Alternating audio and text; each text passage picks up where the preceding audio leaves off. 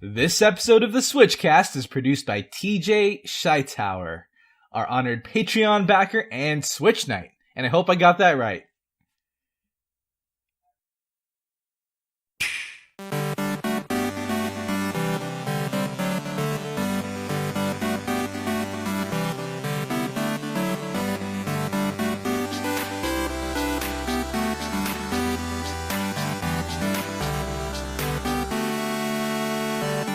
Hi everybody, I'm KC. And I'm JV. And this is the SwitchCast, the podcast for the Nintendo Switch anathema. Yeah. Ooh. I only remember that from the Exalted campaigns. It's honestly a really cool word, regardless of how you pronounce it. It is one of my favorite words. Good pick. Speaking of anathema, JV's back in the house. I am back. Woo! Yes. And I am incredibly jet-lagged. Yeah? Oh, it's still lingering, huh? Yeah, well, I got back just 2 days ago, and I immediately had to hop into work, so it's been a rough ride. You didn't have any, buffer days? I had one buffer day, but considering I was in Japan, or in Asia, for almost 2 weeks, it's still gonna hurt for a while. It's gonna hurt. But I have to say, it was well worth it. Honestly, just going to Japan is incredible. It's an incredible experience, Casey. So what cities did you visit? Where'd you go? So I visited Tokyo, but just like New York, Tokyo encompasses a lot of different smaller regions. Mm-hmm. So I only had about 4 days to visit Japan since I had to visit family in the Philippines first, which was also a cool experience. But I visited, Tokyo proper. I visited Akihabara. I visited Shibuya, Shinjuku, all that stuff. And I checked out a bunch of really, really cool malls and locations. And I got to see the Gundam statue, Casey. Oh, it's your shrine. That's like the holiest monument to someone like you. It absolutely is. It was. I really felt like seeing the Gundam statue in person was like a pilgrimage. It was a Mecca. 100%. Yes, I love that one. Yes, the Mecca. Yes, like once I got to in front of the Gundam statue, I just felt complete inside as a person. David and I went, and the whole experience is absolutely bonkers. I just can't stop talking about how much I love Tokyo in general. Mm-hmm. And how many maid cafes did you go to from on a scale of 10 to 500? I went to 0 maid cafes. That's not on the scale. 10 minus 10. Okay. But I went to the Gundam Cafe. And I went to the Pokemon Cafe, which was super cool too. So I went to the Pokemon Cafe, but I didn't actually get to partake since apparently you have to register and sign up in advance, and I did not do that. I thought you could just walk in, but it was very busy. In fact, the Pokemon Center DX that I went to was super crowded and super busy, and it just showed just how much love there is for Pokemon as a franchise still. I'm sure for right now, I mean, I'm obviously, there's always the love for it, but right now it's going to be at one of its peaks with the Let's Go games, and I'm very sad you had to miss last episode. I mean, Rin still feels scorned by your absence, JV. I know. I feel really bad because Rin is always super fun to have. And I think we did a try episode a long, long time ago in the Pocket Players. Yeah. And that was honestly one of my favorite episodes to record. So, someday, Rin, we'll have you on at the same time, and it's not just as a substitute, it's just as a co-host. Ships in the night. Yeah, for sure. But honestly, going to Japan as a whole felt like any sort of not necessarily a reckoning, but it's like one of those rite of passage. A rite of passage. You go there. A lot of the media you consume comes from Japan. Nintendo Switch is from a Japanese company, which is Nintendo, obviously, and it just feels right to be there and to absorb the culture, see how the whole society plays out with this backbone of geekdom that's not really considered so weird over there. It's so fun. So I brought home a lot of goods. I brought home those overseas exclusive Crimson Red Joy-Cons. Oh. Yeah. I brought home a lot of really cool souvenirs for friends. And KC, I pulled a super, super classy Frostlass pin for you. So I'm going to... It looks really nice. It's like a sterling silver pin. Ooh. With like a kind of like a hieroglyphic image of Frostlass, and it looks really cool. Oh, you'll have to send me a picture. I'll post send it over on the lens for people to take a look at. Yeah, I will for sure. And speaking of the lens, I did post that picture of that. I'm assuming that substitute stuffed doll you got was from Japan? Yeah, it was. It was from the Or is that just Center. something you bring with you to sleep with at night normally? No. I definitely picked it up as soon as I could in the Pokemon Center. In fact, that substitute doll is one of the most popular dolls at the Pokemon Center.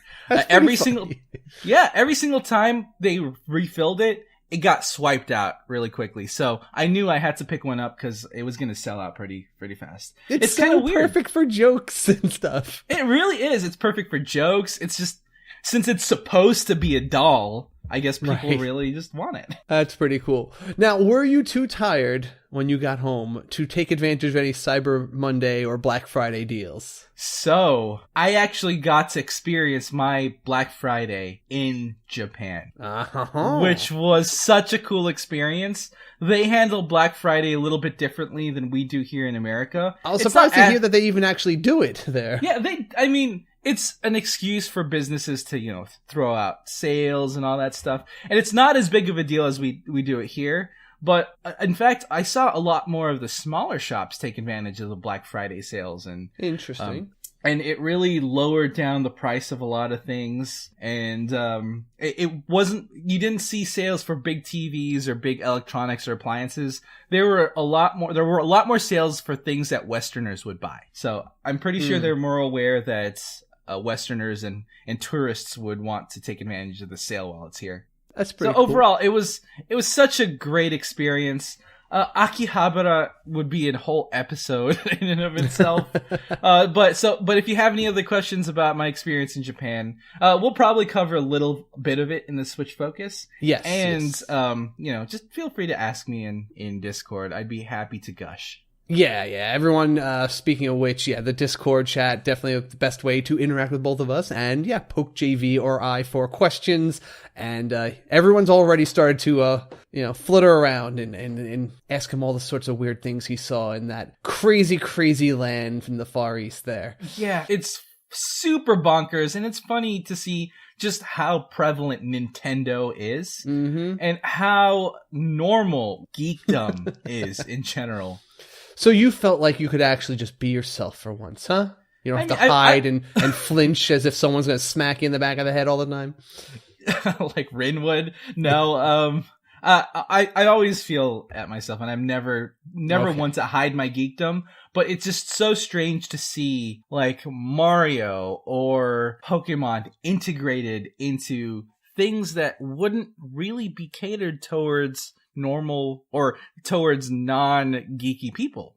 Like there were Pikachu perfumes that would appeal to someone who's actually just really into standard fashion and standard appearances, but it's Pikachu based. So sweet. Yeah, it's that type of stuff. Oh, I did take advantage of one Black Friday deal. I've been waiting. So my TV that I've had for 10 years finally started to act strange and weird. Okay. And it had like weird messages that would pop up all the time as if it was like hitting buttons, secretly. And rather than tinker with it and really try to, fix it, which it probably could have been done with just blowing some dust at it somewhere. You know what? 10 years is a good life. I could use a 4K TV. Ooh, welcome. Yeah. And it was about time to do that switch. And we were debating the different types of screens. And I just remembered how much I loved the OLED screens on the Vitas that I used to play so much. And I was like, you know what? I know they're a lot more money, but like I said, last one lasted 10 years. If I'm going to make this last 10 years, I'm going to really enjoy it. So we went all out. We went for an OLED screen, and it's fantastic. Dang, Casey. Wow. Okay. Because I'm actually really proud of you because I actually am a fan of the OLED 4K TVs.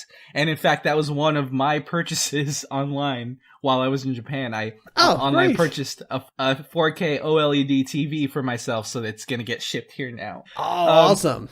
OLED is self-illuminating pixels, and that's really, really good for gaming. Yes, I would definitely agree. Like I said, it was one of the big selling points about like the later Vita models that I used. I just remember like one of the biggest things is how black can get on there. Yes, like, how blacks were. Yeah, and people would try to warn you. And I think it wasn't really an issue about the burning issue. Yeah. And like, it's not really an issue, especially with everything having like, screensavers on it. As long as you're not watching like CNN, like for 3 days straight with that, mark on the bottom right corner or something like that. You're probably not going to have a problem with it. At least that's according to my research. It's not something you're gonna have a problem with unless you really leave it on the same image for very extended periods. Dang, Casey, you sound like an expert already. I was gonna say we put a lot of research into this. Like I said, it was an expensive investment. It's something I'm gonna love for a long time, and it helps me get even more out of my Switch, which is what I'm gonna do on it more than anything else. Maybe a little Netflix in here and there, but I'm definitely appreciating, especially. So like most games, like Nintendo goes 1080p, so it's still not like, I'm getting super 4K out of it. But some games have like still shots that really pull out because, again, I'm playing like the visual novels and a lot of part of them is just really high def images that go on the screen. And they all look really gorgeous on there. And all my games look, markedly improved. And honestly, a lot of OLED TVs upscale 1080p graphics or 720p graphics really well. So yeah, I'm actually super happy because if I heard that you were going to get a 4K TV and I would have suggested something for you, it would have been that OLED. All right, well then that's awesome. That's the most seal of approval I could have hoped for. Yeah, good job. Thank you. Thank you. It also has a really fast refresh rate for gaming, so yeah, it's great. The last thing I just want to mention, actually, one other big life thing just came into the works this week while we were away. But I've been talking about this for a while, but I'm actually going back to school soon. What? Yeah, I'm taking an online course. I want to get my degree. I want to get a master's in marketing, and I feel like it's about time I make that push to really advance my skills instead of just being a super great marketer with lots of experience. I also want to be a super great marketer with lots of experience and a degree. Master's degree. Yeah.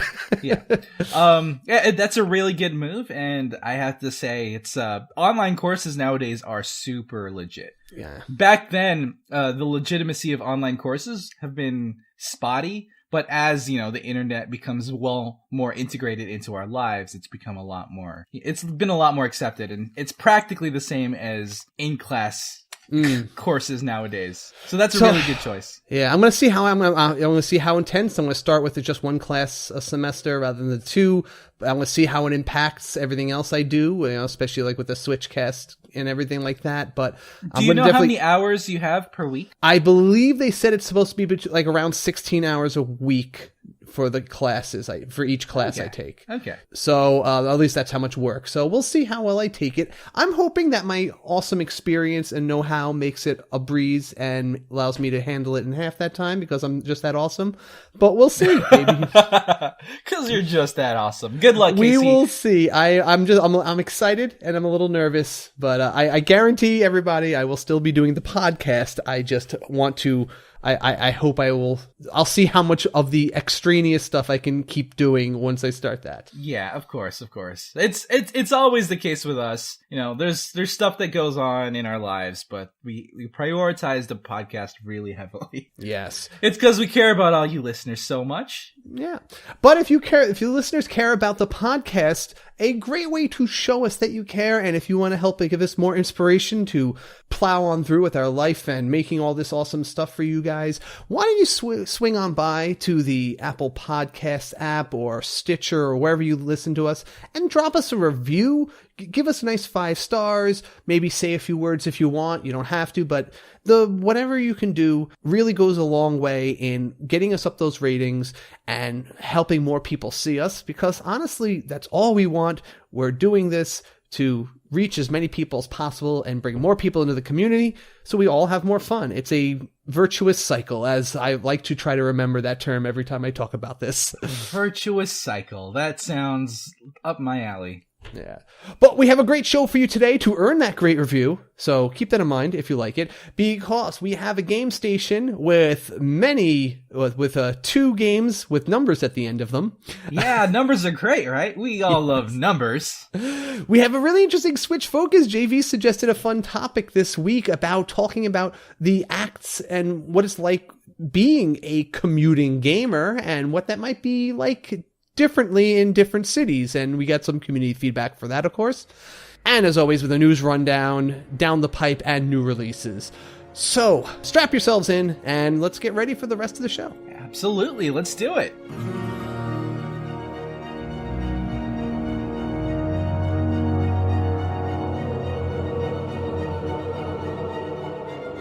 All right, Game Station.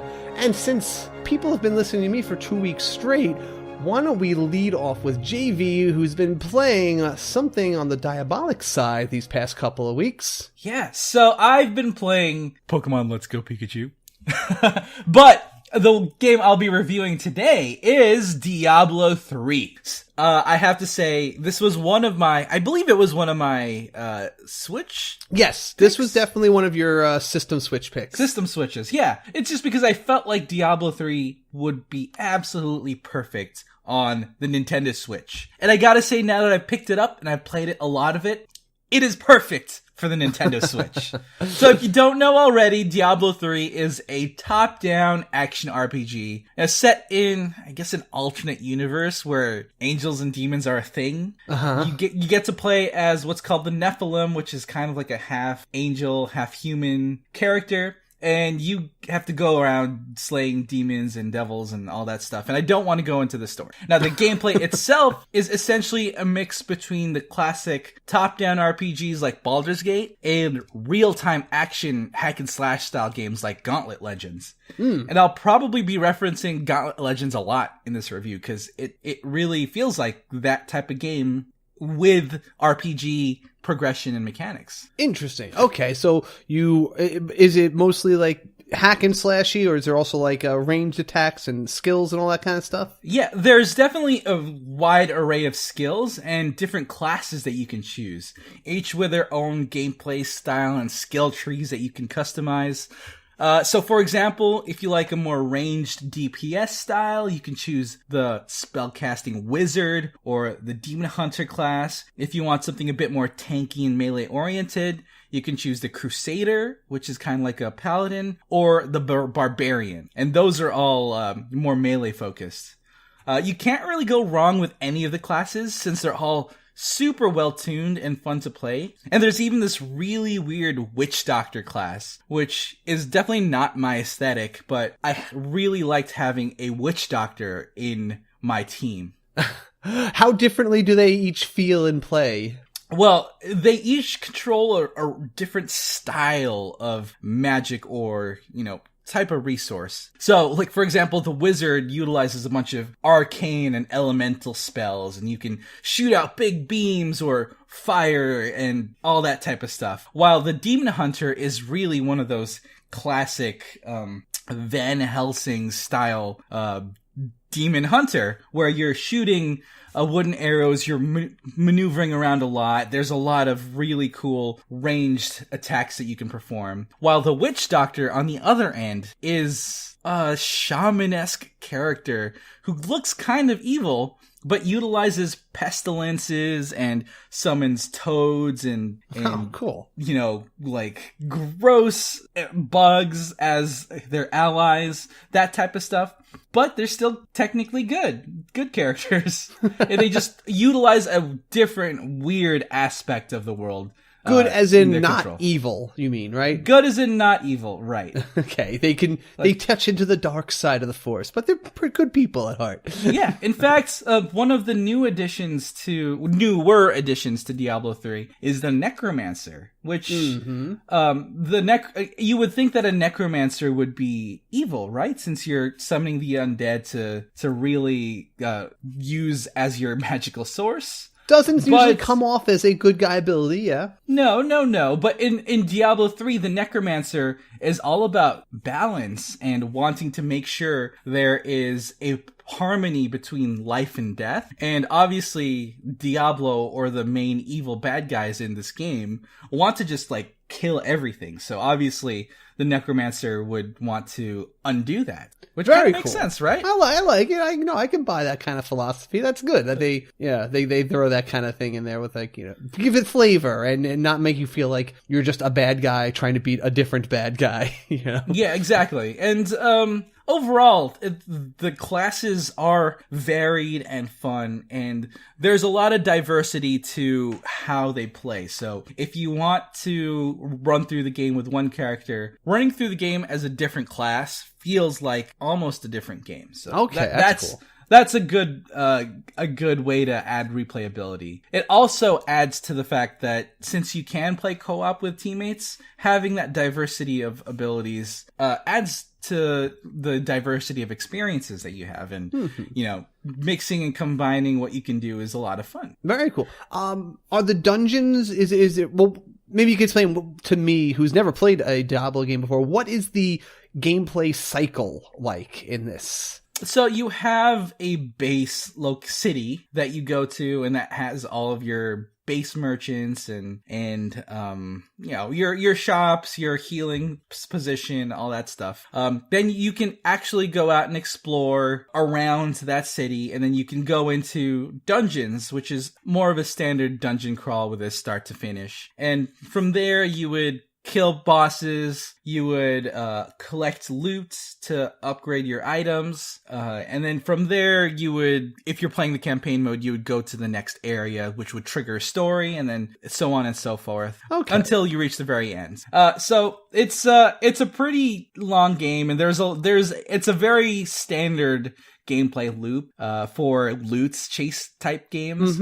But considering it is Diablo, and I believe Diablo 1 was probably one of the first really popular loot chase style games, it's warranted that this is the gameplay style that Diablo 3 would take. Okay. I am very curious about the dungeons. I just want to add really quickly. Obviously, they're designed dungeons, not randomly generated. No, they're not randomly generated, though there are randomly generated modes for quests. What's that mean? Yeah. So there is the campaign mode, which has a curated set of maps. There is an adventure mode, which has a randomly generated setup for you. But that's just to earn more loot, and it's a separate experience, really. Okay. So you can get the best of both worlds. All right. Yeah, that's just one thing I want, because I don't trust any game to not just throw those randomly, procedurally generated stuff at me anymore.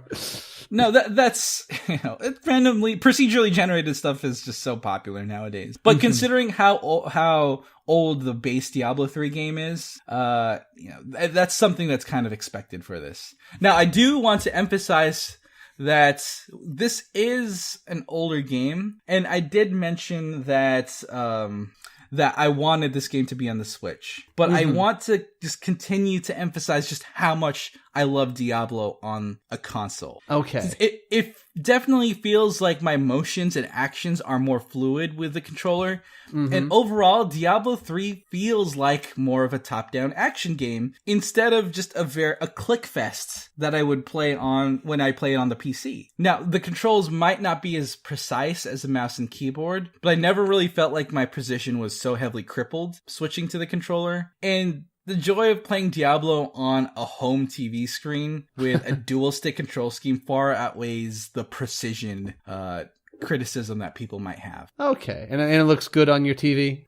It looks great on the TV. On the Switch, it's actually 60 frames per second throughout. Oh. That's pretty so sweet. It never really feels like I'm sacrificing any sort of performance by switching to the Switch.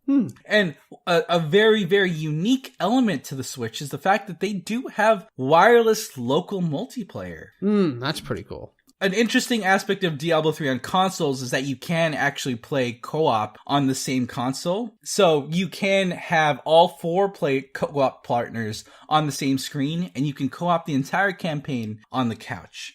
That transfers over to the Switch, and you can even play with each player using 1 Joy-Con each, and that actually works. Oh, wow. So the controls can actually still map onto a Joy-Con single. Yeah, they do a lot of really weird twists to the control scheme. So clicking down on the Joy-Con, the joystick actually opens up a whole separate menu. So it kind of lets them double the inputs they have. And it's definitely not ideal, but it's possible. If you're in a pinch, right? If you have 3 friends with you and you don't have 4 controllers, that's if you only had 2 controllers, that would be a way to do it. So yeah. But I would always recommend using either a Pro Controller or a double Joy-Con. That's just the best way to do it. Now, what's unique about the Switch, as I was hinting at previously, was that you can do local wireless multiplayer. So if I have my Switch and David has his Switch and we each have a copy of Diablo,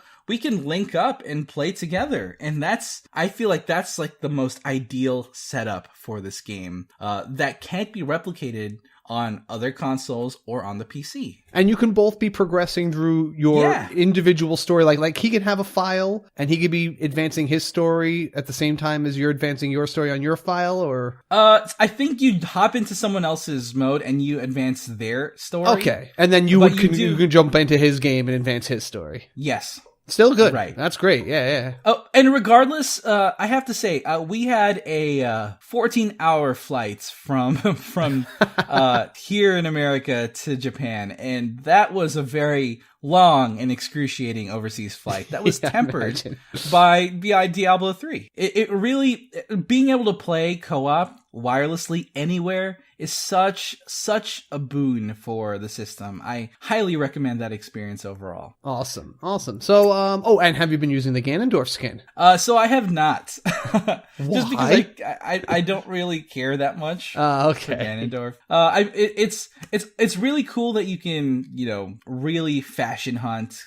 So you can choose whichever outfits look cool. That's for a you. big deal for me. You can overlay your outfits, but it's never been really a priority for me. But overall, Diablo 3 has been out for a while, and a lot of you already know about it and know how it works and know how it plays. But I will say that Diablo 3 on the Switch is the ideal platform for me. Outstanding. Great to hear. Oh yeah, I would highly recommend it.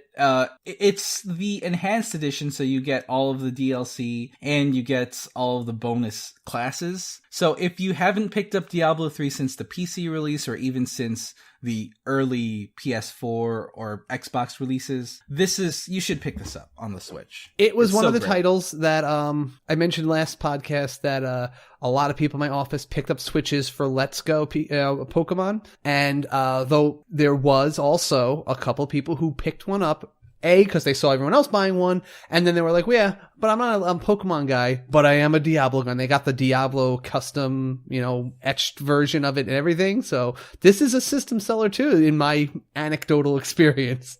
Well, the fact that you can play it on the go without needing to be tethered to an online infrastructure or online system is very important to some people. Can you pick up allies, like random allies online? Yeah, you can. You can team up with people online if you want to. Right. But, it was like I have no friends. Hypothetically. And I wanted to play with people online. I could just find you can play online. But you will need the Nintendo subscription for that setup. Okay, obviously. Gotcha. All right. Overall, it was fun. It's such a good game, and if you haven't picked up Diablo 3 in a while, I definitely recommend picking up the Diablo 3 Eternal Collection on the Nintendo Switch, just because that added flexibility of being able to level up and enhance your character offline, then bring it to an online mode so you can take care of seasonal events and all that stuff. It really is is the ideal experience for someone like that. Cool. Very cool. Moving down the sequel list here, we're going from Diablo 3 to Nidhogg 2. This is Wow. Yeah. This is the sequel to I would call it a cult classic on the Vita and other systems. I think this was like available on Steam and stuff. But yeah, it was on Steam. I actually played it quite a bit on Steam when Nidhogg 1 came out. Yeah. And Nidhogg 1, it had this interesting aesthetic. They kind of reminded me of those Prince of Persia kind of sprites. Like, they were still monochromatic, but they were very well animated pixel sprites. And I believe if I remember correctly, it had quite fluid animations too. Yeah, that was the main thing. It was like, low resolution graphics, but highly animated. And it made for very precise combat because the hitboxes could be very accurate with such blocky little characters like that. But so Nidhogg is a series, I guess I would say now, of games. They're based around the concept of, I guess you would call it kind of a fencing tug of war, where you would start out in the center of a very, very long map that goes across several screens in each direction, and you'll start with a weapon. And in this game, there's actually 4 different weapons, but you rotate to a new weapon every time you respawn in it. But you start off with, say, like a fencing foil, and with very simple controls of stab and jump, you will try to, poke your opponent before he pokes you. And when you take him out, you are now free to start moving the screen in the direction towards your goal. So we're going to start moving side-scrolling either to the left or right and advancing towards your goal. But the opponent will respawn momentarily in front of you to try to block your path again. And in this game, as opposed to the last one, in the previous Nidhogg, it was only the fencing foil, so it was always just a very few simple set of moves to learn. You could change your stance to high, medium, or low, and all had their different advantages and disadvantages, like range or ability to deflect projectiles. Right. You could throw your weapon if you were desperate or you saw an opening to, get them. And you could also slide and, you'd be able to do some melee attacks if you were weaponless. But in here, now, in addition to the fencing foil, you'll rotate between that, a broadsword, which is, very powerful swings and can knock out your opponent's weapon, and, but it only has 2 stances, so it's a little less defensive. But if you time it right, you can pretty much disarm anyone. You can then, the next time you spawn, you'll have a dagger, which has no range. It's really slow. It's really fast, but it has no range, but it's really good at throwing. And then finally, you will rotate through a bow and arrow, which is really weird in this game. It kind of feels like a weird outlier that doesn't belong here. But it slowly lets you shoot arrows that your opponent will probably deflect back at you anyway. And I always just throw the bow and arrow at my opponents and try to pick up some fallen weapon that's elsewhere. Right. So you'll master these 3 weapons and you will fight through your opponent. You'll probably try to kill him over and over again. But if your opponent ever kills you, he can start pushing the screen back in the opposite direction towards his goal. Yeah. So it's like kind of like a fencing situation plus tug of war. Yeah. That's the best. That's probably the closest thing. Or I almost feel like football. Football comes to mind because it's like football. Yeah, that's a good way to put it. Yeah, you're marching up and down this screen. There are 10 maps in this game, so every map you play on has a different set of features. Like sometimes there's platforms or pits you're jumping over as well. There are like little death traps, grindy things here and there, places to hide, like there might be tall grass or other things to make it not so clear where you're standing or where your opponent's standing, so it enhances things a bit there. But eventually one side will get to his final goal, and in the weird twist of this game, the goal is to get eaten by the Nidhogg, which is this giant worm creature. It's based on you're familiar with the Midgar Sormer. Right. Yeah. Midgar Sormer. That's what the Nidhogg is. It's the Norse mythology giant serpent that's gnawing at the tree of life's roots and all this sort of stuff. But for some reason, he's just hanging around waiting to eat whatever fencer's victorious. And that is it. That's the game. And it's very straightforward. It's made really to be a multiplayer competitive sort of thing. There's an arcade mode where you can play the computer. You beat one difficulty for each of the 10 maps, try to set your fastest time, and that's it. So the main reason you want to play this, though, is for the multiplayer, because the one player, you'll beat it once and you'll be done. And fortunately, this does have like a pretty good, it's a pretty good local multiplayer game with lots of interesting, action to be had. There's a lot of strategy and a lot of like mind games. Like, oh, is he going to go high? Is he going to go low? Should I just throw it and try to get him before he even puts his weapon up there? And there's a lot of that kind of stuff there.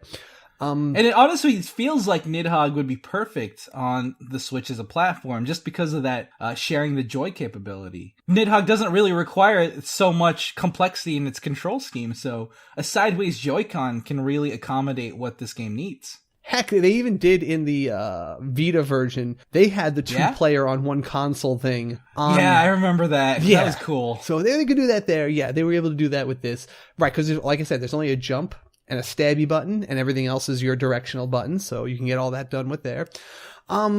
Online has kind of been a little bit of a kink in the system right now. I've had a very long time waiting to get any games going, and anytime I do get a game going, my opponent... It's not as precise. The lag really gets in the way. I've hit nothing but lag on almost every match, and this is a game about very like split-second timing, even more than most fighting games. Like, it really comes down to getting that shot in exactly when you think he's going to make like the wrong step, At the right angle, taking advantage of really small openings. That's what this game is all about. Yeah, right. So I've had a very lackluster time with that. Also, I'll say this, there's a couple little flaws in that your opponent can quit at any time and null and void the match. And I've met more than one person who, when I'm about to win an online match, they pause the game and they forfeit, and I don't get my rank. I don't get my online rank points for that. Oh, and there's no penalty for that? I have not seen. If there's a penalty on his side, I don't see it, but I don't get my points for winning. That's not great. No, it was a real letdown with that there. Not everyone does it, but enough people did it that I was like, well... It spoils the experience. It's regardless, it does spoil the experience. Yeah. So I'm a little annoyed with that. The thing, though, that probably gets me the most split on this game right now, though, is the art style. Yeah, I was about to say that. It went in a very unusual direction, because that's why I started out with explaining the graphics of the original one, which had this very clean, very cool, almost elegant style to it, right? It felt like a thinking man's arcade game, right? It also had that old like arcade feel to it too. This art style is like these weird punk gummy characters, I want to call them. It kind of reminds me of Oddworld. Do you remember Oddworld? Yeah, it's kind of got like an Abe's Odyssey kind of thing going on there, like, but like they're even more like I want to say Flash anime, like cartoony, very weird characters, and there's a lot of like grossness incorporated into a lot of the backgrounds. The Nidhogg itself is really hairy and looks like a weird like infected colon.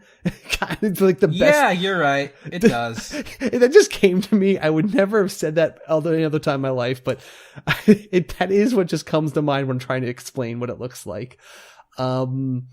And, some of the stages are gorgeous, though. Like, some of the stages have a lot. Like, there's one that's in the clouds, and there's this great shining background sunlight with rainbows and all kinds of cool lighting effects. And it's nice. And that's kind of contrasted with the fact that this game actually ups the gore with the characters, where their organs explode and they leave a big...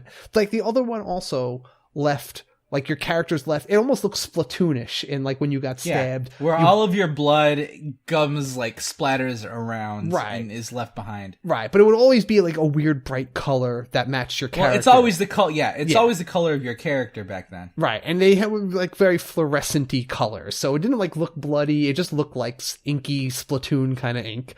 But now it's, like, I mean, it's still inky colors, but when you throw in the organs and the weird, like, the expressions of cartoon pain on the characters, it just kind of takes on a little more of a darker twist that I'm kind of used to or felt like fits the game, but that's really just a personal taste. But it does kind of detract me from the game a little bit. I feel less like I'm playing like this elegant game of cat and mouse and, outmaneuvering people. And now I feel more like I'm playing some kind of like, cartoony hack and slash. Yeah, it kind of reminds me of Conquer as well, like that type of humor art style. I wasn't a big fan. If you weren't gonna bring up the art style, I 100% was. Yeah. It really sours me on wanting to play this game. Really, it wasn't. It's not an aesthetic that I really would enjoy looking at play this style of game. And imagine my surprise, because like I didn't look at any of the art for the game before picking this up. I just I knew it was a game. I was a big fan of the series before, and I saw there was a sequel. I was like, yep, I'm picking up this one here for sure. And I was just in total shock when I saw. Now it is kind of cool, like, because the first time I noticed the art style was when you get to customize your character, and you get to give them whatever, like wigs, hats, clothing, all sorts of stuff like that. And you unlock more, though not a ton more, as you raise your rank in the game. But again, it still was a big detractor. I think I'm not crazy about the weapon system, the way you rotate, I guess, between the different weapons. I wouldn't mind if the game like while I'm waiting to respawn, if the game just let me like hold a different button. Yeah, so I could choose which one, whether or not it's like, maybe I want to get really good with one type of weapon, or maybe I just want to have the right counter. Because, if your opponent's not dying, you might want to have a specific weapon to try to counter him with whatever style he's doing. He might be really good with like the broadsword, and you might feel like, I want to counter that with the fencing sword, or the dagger or something like that. But you have to kind of like die X number of times to get back to that weapon. And, that I think it would just be nice if they gave me the option to pick between spawns. And you know what? I would never pick the bow and arrow. Again, it's just this weird, awkward weapon that has its uses sometimes, but there are just some times where you do not want it, and I just don't want to have to die again just to... Yeah, you just don't want to be stuck with that weapon. Yeah, like I just usually, if I'm in a bad position, I could throw it at him and then hope I pick up some spare weapon off the floor, but, it's not the great. Though you can turn off specific weapons in multiplayer mode. You can even turn off, I think, melee kills if you don't like that. Some people don't like the ability to melee kill an enemy, so that's an option also. And there's also tournament mode, so you can get up to 8 people, and it'll keep a tournament going for up to 8 people, which I wouldn't mind doing. And is that local or online? That was that's a local tournament mode, so I would not mind getting, though, like just our own tournaments and, arranging brackets and doing that with the Switch cat community if enough people were interested in it. But at this time, as much as I really, really wanted this to just be a game I 100% wholeheartedly backed and endorsed for people to get, I kind of have to give it, like, it's still a good game. The gameplay is Nidhogg, which is a great concept. I just, whether the changes are right for you or whether the art style appeals to you is going to now make it, I think, is a little more deterministic whether you're going to like this or not. So I'd say consider it. And if enough people did consider it and want to play it, I would be happy to arrange some tournaments for the groups. But I don't blame anyone who's turned off by it. Honestly, hearing about the online infrastructure being a little finicky, that is kind of the biggest turnoff for me, even beyond the art style, just because of how important online multiplayer would be for this style of game. Yeah, it is. You're not necessarily going to get local multiplayer sessions of this game that often, so this game lives or dies on its online multiplayer. Yeah, and like I sometimes would try to be like, oh, maybe it's like, maybe it's just mine or someone else's connection. But then I remember I had so many good games of like, even Pokken Tournament and all the other online games we play from Splatoon. And I'm like, yeah, wait, if I can get good games of Splatoon and fighting games, I should be able to get some good games of Nidhogg in, which is comparably, a much less intense processing power game. But every single game has had some level of lag, so I cannot say that the online experience is going to be top notch. Right, that's disappointing. Yeah. But so overall, did you feel like it was worth the $15? If the online gets better, I'd say yes. But as of right now, I'd probably, if they threw me more one-player modes, I could probably even more lean toward it being worth it.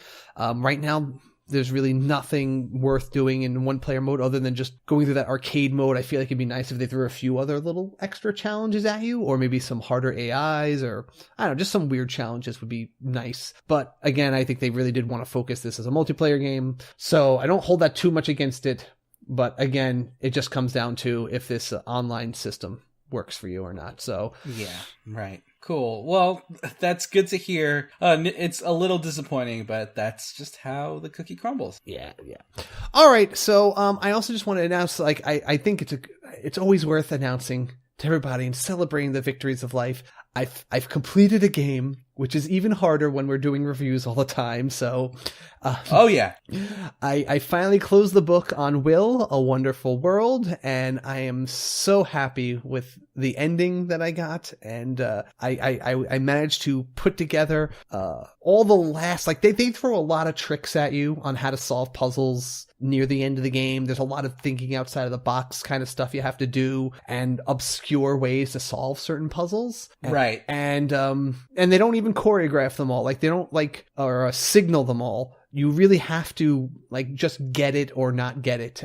Sometimes there's some hints if you're looking for them, but the meta plot eventually became revealed, and I was really stunned by where the story took in terms of, like, where it went for the overall storyline and how it ended. But I was so happy, and as a result, now that I've beaten this game, and I'm dying to talk about its innermost details, I am officially announcing that next weekend, either the Saturday or Sunday of December 8th or 9th, depending on people's availability, I'll be doing a Switch Topics. Anyone who's one of our Patreon backers, keep an eye out. I'm going to make a post probably tomorrow asking for people who are interested in joining us in that discussion. I know there's a couple of people on Discord chat who are also interested. I'm going to give priority to patrons first, of course. And if we have seats left on the panel after all Patreon backers have volunteered, I will then go to the Discord chat and see who else might want to join me. I know there's a couple people there, but I would love to talk about this next weekend, and we'll have a new episode up. And when I record the new episode of this, I will probably make the old Switch Topics on Breath of the Wild public for all to listen to. Yeah, so it just pushes it over. Yeah, basically. I think that'll be my plan. Like, every time we release a new Switch Topics, the previous one will be released to the public. That sounds good to me. Yeah. But this is going to be a mature rated discussion, because this game... I don't think it can not be. Yeah. After some of the stuff I explained to you about it, and people who've played it know, there's just no way to talk about some of the topic matter in this game without it just being an M-rated discussion and just being frank and, like that. So I'll put a disclaimer up on there too. But if you want to be part of the show, keep in mind, that's the kind of stuff we're going to be talking about. Cool. All right, let's stop and go to the Switch Focus.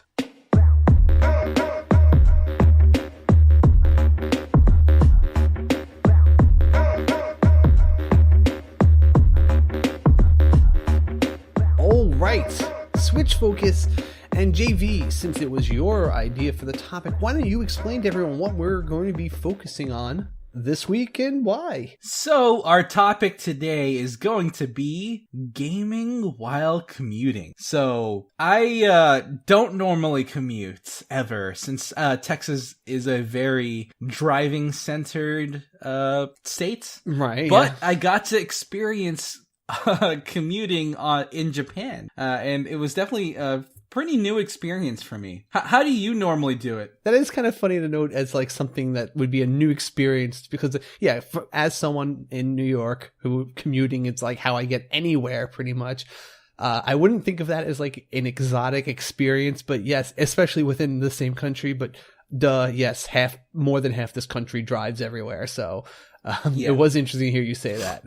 Yeah. So you, as the commuting while gaming expert, how is your experience with this? Just to start us off, Casey. Okay, well, a lot of it depends on what time of day you go. If you were on a crowded train or bus or something like that, you really have to start getting creative about how to position yourself and where to go for safe gaming. There's only a few places, and you're always kind of worried that somebody's going to slam into you or knock your system to the floor if by accident. So there's a little bit of risk involved. But you're going to get your game in. And you start developing skills, especially on the train where balance becomes a big issue, where these things move and they shake, and they're not very smooth sometimes. And I'm not ashamed to admit that a few times I've gotten thrown into somebody's arms who had to like catch me as I was playing in a spot where I should have been holding on to a strap or something.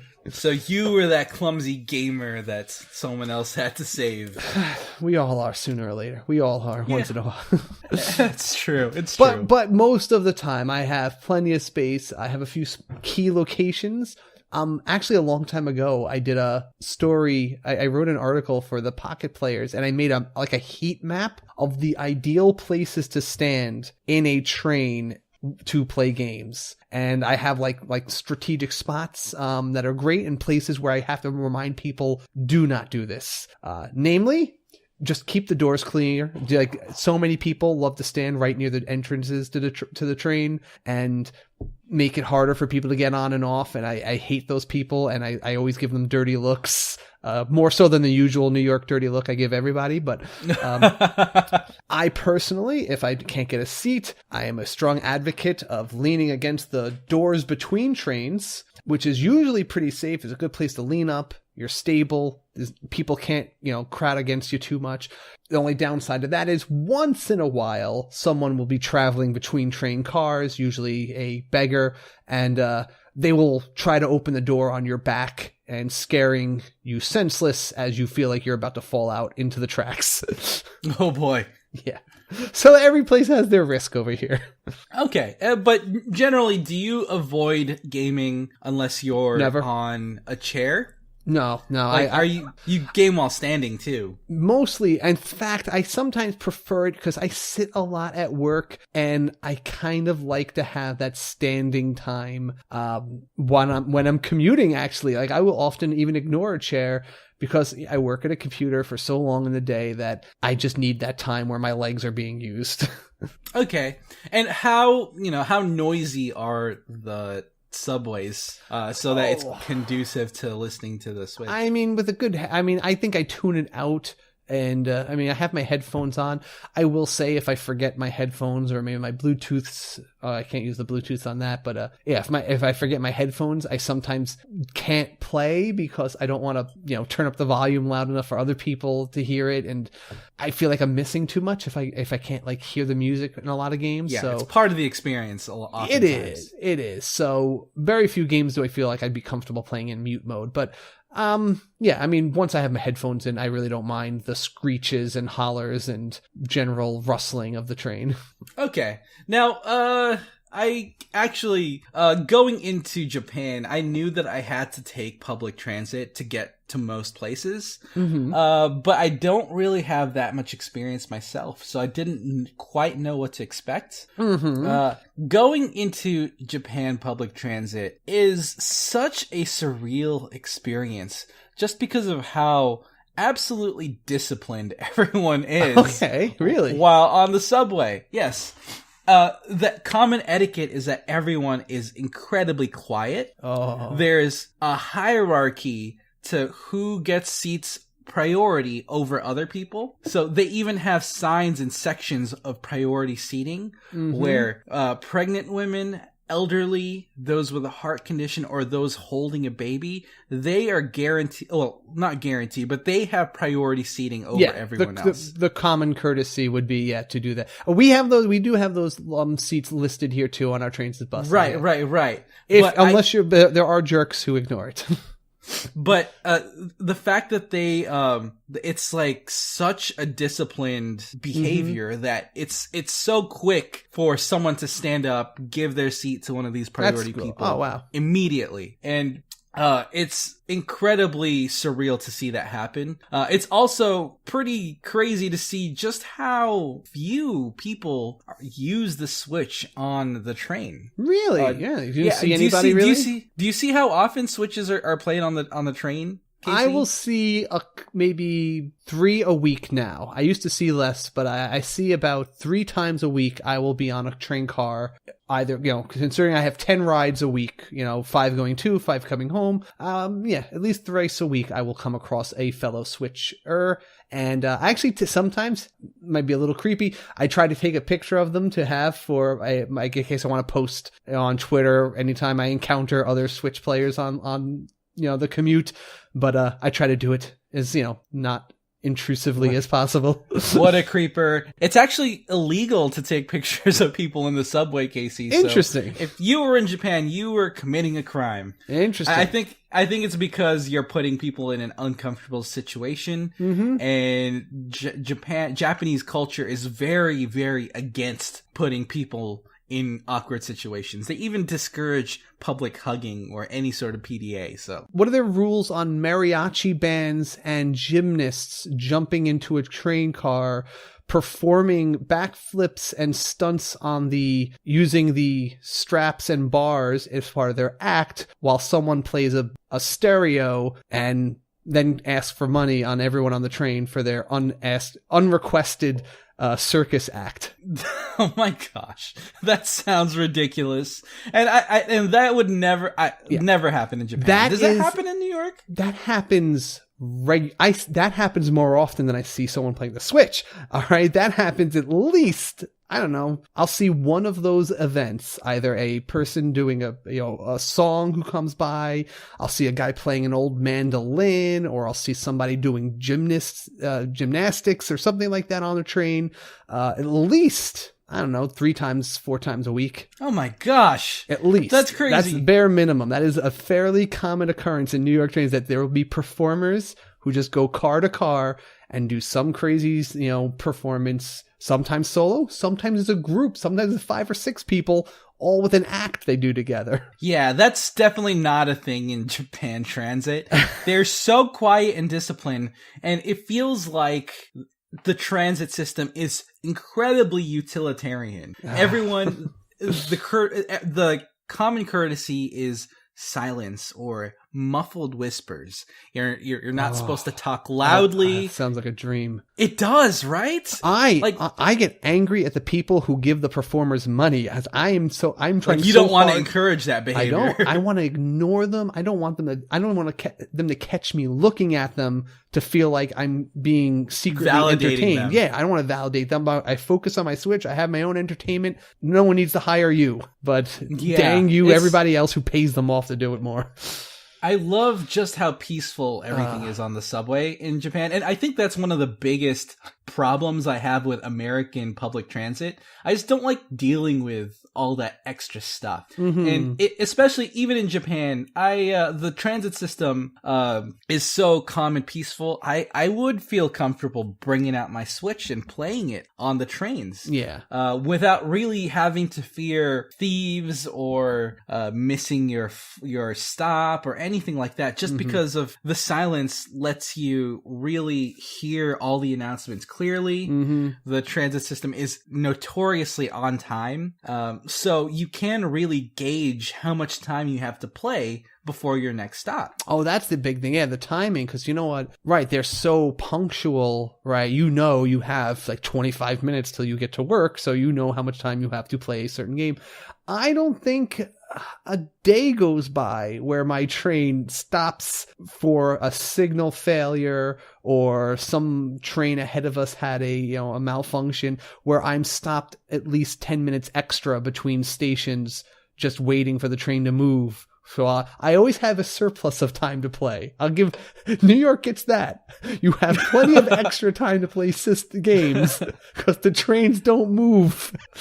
Yeah, that's rough, and that is really part of why I loved Japan so much. I hate public transit just because I want to have as much control over my transportation as possible, and the fact that Japanese public transit is so on time, so systematic, so quiet, it means that I have a lot of control over my experience. I know how long things are going to take. I know how much game time I have. I know that if I bust out my game, it's not going to be interrupted or judged or knocked over. It's one of those really, really, really eye-opening experiences. You know, just one of those funny little background things that our listeners are not privy to normally. But one of the things that always we have to record around is some random time between like midnight and 12:30 is that my wife comes home, and usually it could range anywhere between 12 and 1 a.m. because the trains are so unpredictable, especially at night here. They do run all night. You give them that. There's 24 hours train service and bus service in New York if you don't need to get anywhere too fast. But she does get home at almost unpredictable timing because of it. And we always have that game of all right, she should be coming home soon, right? So let me try to finish up this review so I can let her in, that kind of thing. Yeah.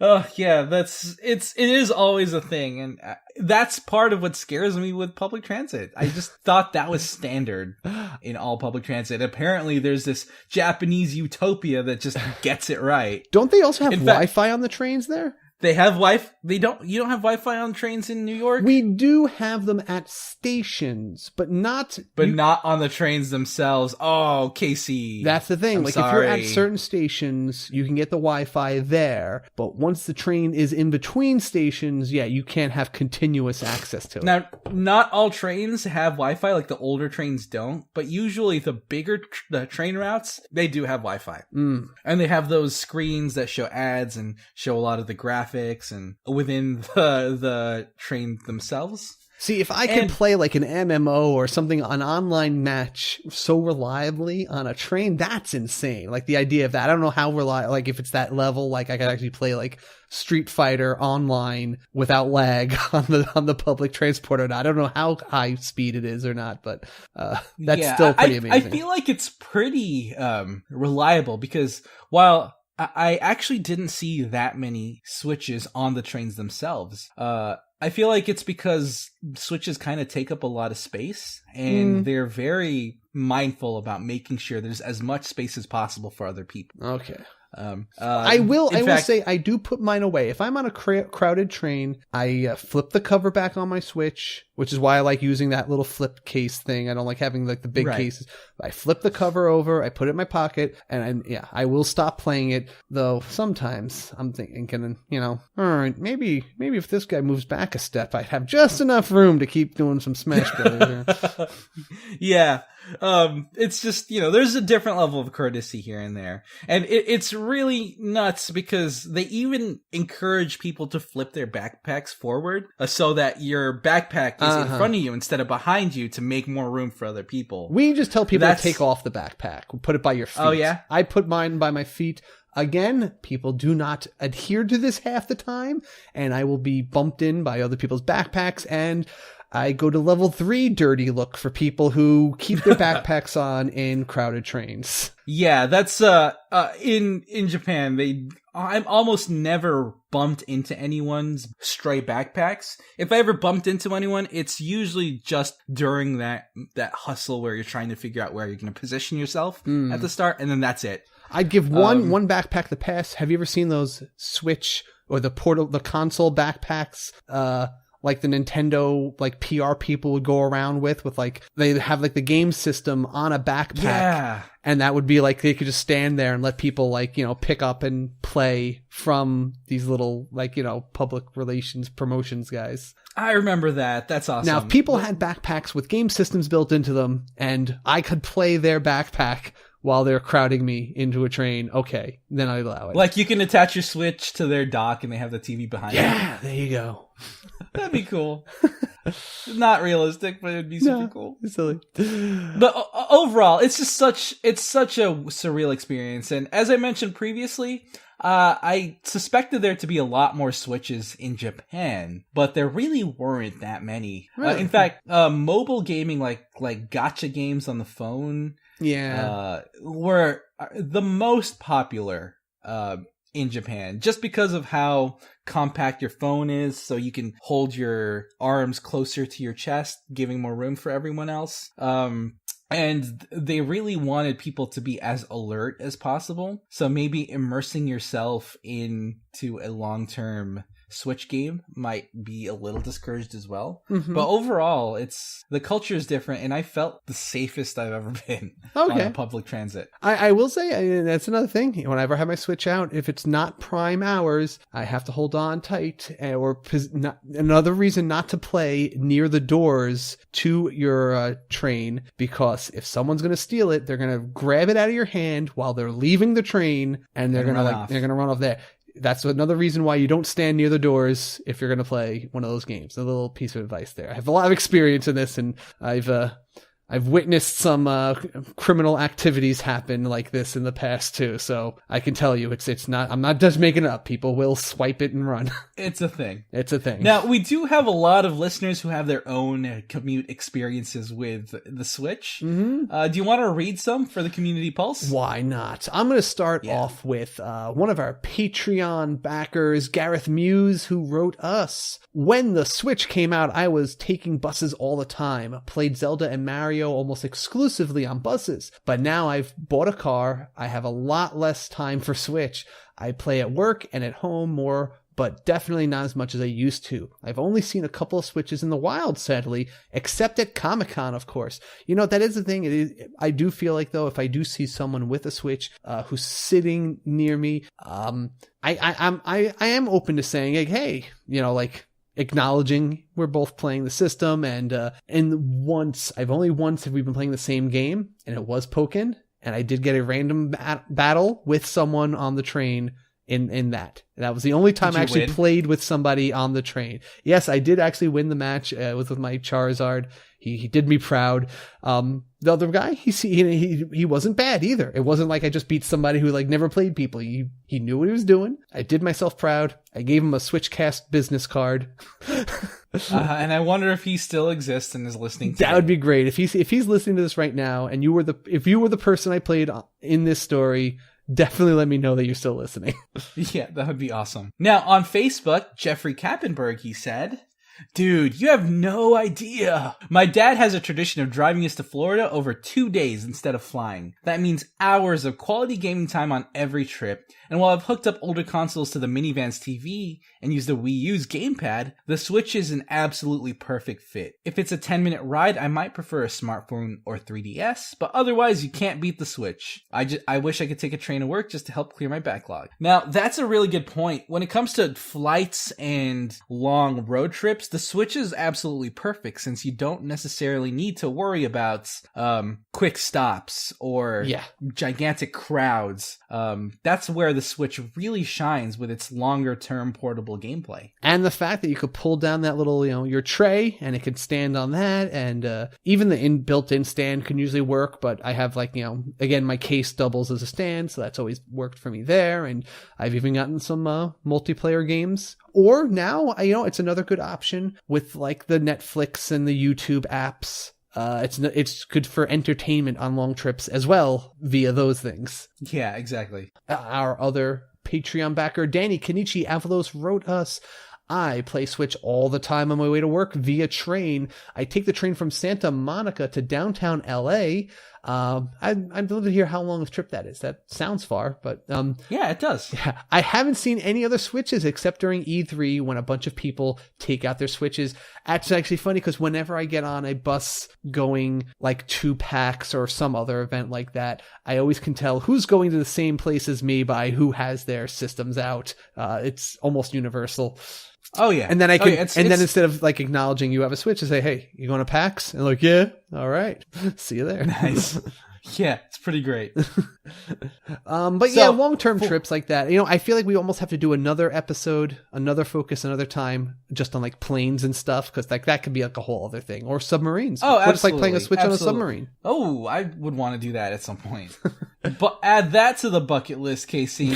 Hey, done. All right. So one more from Silverstone Candor. He says, "I usually have a train game that I play on my Switch. Usually, it's Enter the Gungeon, since I can replay endless times and always have a different experience, such as the roguelike. I grew up as a more portable gamer, so having something like the Switch is practically younger me's dream come true. So that's a good point. There are a lot of games out there that are really tailored to a train experience. Do you have one, Casey? Now, here's the thing. I was just thinking, now you mentioned it, like, I sometimes talk about how some games are better for, commute gaming in general. But since I have such a long and unpredictable length commute, I don't think I've ever had a game that I just couldn't. A go-to game? I haven't had a go-to game. I've never needed to really schedule it too much. And it's so natural for me to play on there now that my brain is very good at, like, shifting. Like, even if I had to do a transfer, my brain's very good at, like, oh, I'm at my stop. I suspend the data or turn it off, and I can go to my next transfer. And then as soon as I'm there, my brain instantly flips back into game mode. It's as if that movement didn't happen. My brain just kind of like, it's like my brain itself suspended data and brings me right back into the game after I've moved to like my next spot. So, I have not had to specifically choose any games for this, for my commute, but I can definitely see there's some that are more advantageous for it. Yeah. Like Mini Metro. Yeah, that works out. For me, since I don't have a regular train game, I don't have one picked, but I do know that when I had small bursts of activity on the Japanese trip, I played Into the Breach. I think that's the perfect game for the train, just because of how the turns are very forgiving, and you can just put it down and pick it up whenever you need to. Yeah, I guess anything is, because since my commute's 30 minutes, anything that doesn't have more than 30-minute long battles, like if I was playing like Fire Emblem, actually some battles sometimes lasted a pretty long time in there, and I didn't like picking up a battle halfway through and I'm like, wait, what was my strategy for this again? What was like my plan to bring in guys when or where?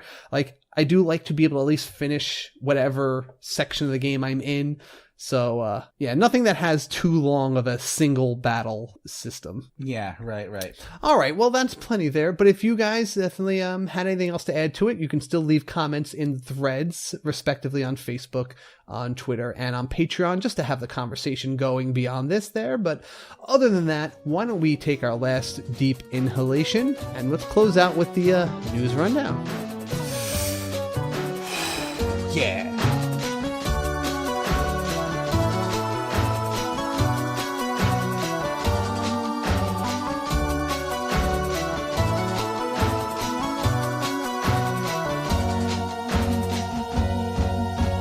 All right, news rundown, and here are your headlines.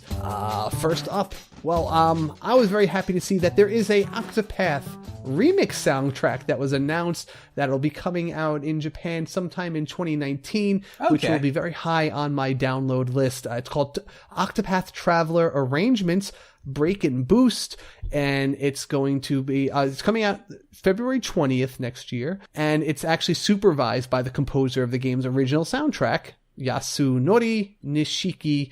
And I think that it's just kind of cool that it's not him doing the music, but he's there to kind of guide it and let them do their remixes or enhancements, but still keeping the same feel of that game and spirit. Yeah, it's a good. It's a good soundtrack all on its own. I already downloaded plenty of its tracks onto my phone for listening already. But to get remixes, that's the next level. Yeah. So we're getting a 1-2 punch of Mario updates between Mario Odyssey and Mario Tennis. Looks like Mario Odyssey is getting 2 new suits, one of which is an 8-bit Mario cap, and another is a Santa hat and outfit. So on the Mario Tennis side, they're including Luma, Boom Boom, and Pauline. Okay, Pauline. I like seeing her like branching out. Like, she's actually probably going to be a new like recurring character, female character. Yeah, it's really good because the Mario games really need more feminine characters to round out the cast, and Pauline is just such a good entry just because she's not a princess. Yes, that's the first thing I was gonna say. She's not a princess. And she has a little more of a. She has sass. She has a lot of agency. Yeah, that's cool. So yeah, I'm glad to see her moving out, and I bet the next Mario Kart definitely, that's the official. When you get a Mario Kart spot, you are officially part of the pantheon. Yeah, Waluigi started in tennis, then moved on to all the other things. Maybe Pauline's going to do the same. There you go.